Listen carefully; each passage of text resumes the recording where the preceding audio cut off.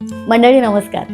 10वी-12वीचे निकाल लागलेत, कॉलेजेस सुरू होतील, आपापल्या आवडीच्या कोर्सेसला मुलं ॲडमिशन्स घेतील आणि आता नवीन शैक्षणिक वर्ष सुद्धा सुरू होतंय.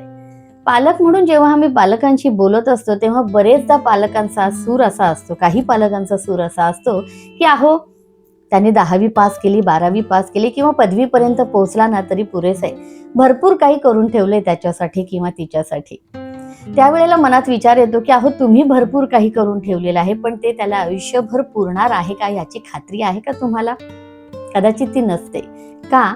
एका गोष्टीवरून सांगते. एका प्रवासाला 2 मित्र निघालेले असतात. त्यातल्या पहिल्या मित्राच्या आईने त्याला वाटेत खाण्यासाठी भाकऱ्यांची शिदोरी दिलेली असते, एवढे भाकऱ्या बांधून दिलेल्या असतात आणि दुसऱ्या मुलाच्या आईने मात्र त्याला पीठ दिलेलं असतं की प्रवासात तो त्याच्या भाकऱ्या करून खाईल आणि त्या मुलाने आईला मदत करता करता स्वयंपाकघरामध्ये भाकरी कशी बनवायची हे शिकून घेतलेलं असतं. दोघांचाही प्रवास सुरू होतो. पहिला मुलगा फार आनंदात असतो की आयत्या भाकऱ्या दिलेल्या आहेत त्या खायच्या आणि प्रवासाला लागायचं. पण दुसरा मुलगा मात्र वाटेत थांबायचा, चूल मांडायचा, ती कणिक मळायचा किंवा ते भाकरीचं पीठ मळायचा, त्याची भाकरी थापायचा आणि ताजी ताजी गरम भाकरी तो खायचा. परिणाम असा झाला की याच्या भाकऱ्या काही काळाने शिळ्या झाल्या आणि त्या संपतही आल्या, पण याला मात्र रोज स्वतःची बनवलेली ताजी भाकरी मिळायला लागली. पोषणाच्या बाबतीत सुद्धा हा उत्साही राहायला लागला आणि हा थोडा थोडा आळशी होत गेला.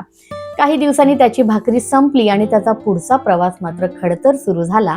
पण याने जी भाकरी बनवण्याची कला शिकवलेली होती त्या जोरावर त्याचा प्रवास आणि त्याच्या शेवटच्या साध्यापर्यंत किंवा ध्येयापर्यंत तो जाऊ शकला. गोष्ट साधी आहे, प्रसंग छोटासा आहे, पण या प्रसंगातून शिकायचं काय तर आपण जेव्हा आयती भाकरी मुलांना देतो, ती भाकरी म्हणजे मुलांसाठी कमवून ठेवलेली आपली संपत्ती असते, आपली प्रॉपर्टी असते, आपण जो काही पैसा त्यांच्यासाठी राखून ठेवलेला असतो तो. आणि भाकरी शिकण्याची कला किंवा भाकरी बनवण्याची कला म्हणजे विद्यार्थ्यांना किंवा मुलांना आपण दिलेलं शिक्षण. त्यामुळे संपत्ती द्यायची आयती की मुलांना शिकवायचं आणि त्यांना स्वतःच्या पायावर उभं करायचं, मला वाटते हा निर्णय सुज्ञ पालकांनी स्वतःच घ्यायला हवा. शेवटी आपली मुलं स्वतःच्या पायावर उभी राहून पर्यायाने कुटुंब, पर्यायाने समाज आणि पर्यायाने राष्ट्र उन्नत व्हावं, हाच तर शिक्षणाचा महत्त्वाचा आणि मूलभूत सिद्धांत आहे ना. पुन्हा एकदा नवीन विचारासहित लवकरच भेटेन. तूर्तास धन्यवाद.